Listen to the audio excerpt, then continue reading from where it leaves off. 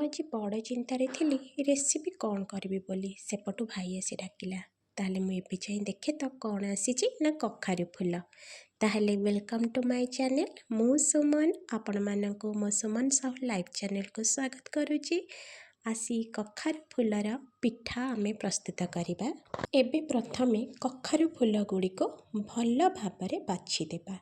देखंतु ए जो ऊपर जो मुंडीटी देखा जाउची से एक्चुअली बेले बेले पोक भी बहुत रही जाए जिते बड़े जदि कखारु फूल टिके खरा पड़े पोक हो जाए बोली जो कहती ताहारी भीतर ही पोक थाए। तो आम से मुंडटा को काढ़ी ता भीतर देखिए ये गोटे येलो कलर लंबाड़ियाटे मंजिट भली थी ताको आम काढ़ी नेबा आ से मुंडी को भल भाव भांगिके देखी नेबा।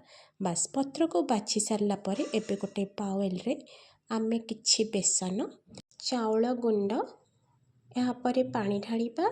एबे आमे किछि लुण लंका को चुना चुना करी काटी नेबा। देन हलदी गुंड किछि मसला गुंड यहाँ को पकाई भल भाव आमे आण को गोलाई नेबा। एबे आम प्रस्तुत हो गला आम आण आपण फूल अनुसार आपण आण प्रस्तुत करेंगे।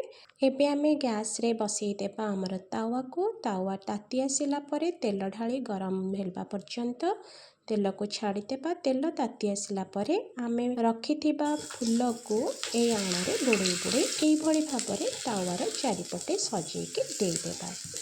एबे आमे किछि समय पाई छाड़ी देबा तापरे आमे ताको ओल्टेइबा।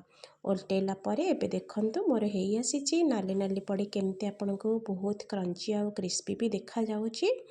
ताहले वर्तमान मु या ऊपर आउ टिके तेल लगेई देली जेहति पाई कि दी पट जाक भल भाबरे क्रिस्पी आउ टेस्टी लागिबो। ताहले वर्तमान प्रस्तुत हो गला आमर ए कखारु फूल बरा। आ मु एबे चलिली सुंदर टेस्टी क्रिस्पी पिठार स्वाद नेबा पाई। आउ मु सुंदर टेस्टी क्रिस्पी पिठार स्वाद नहीं नहीं खाउथिबा बेले सेपटु आसी मो दीदी पहुँची गला। मते पचारला केमती लागुची मु कहली बहुत बढ़िया हेची। ताहले नेक्स्ट रेसिपी पाई मते कमेंट करंतु चैनल को सब्सक्राइब करंतु। रहुची जय जगन्नाथ।